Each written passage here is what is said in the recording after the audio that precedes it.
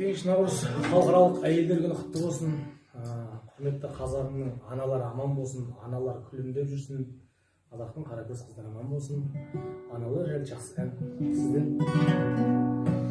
Тербейтін әлемді бесік жыр әнеді, ақ жаулық ақсам аяқ төгіл аналар неткен әдемі.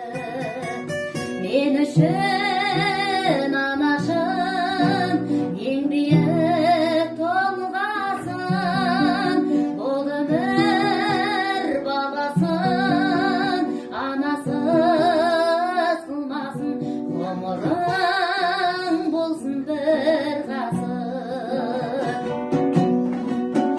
Тектілік түндігі бақ дәулет бірлігі, ана деп бас иген біз түгіл әлемнің алтын қорлығы.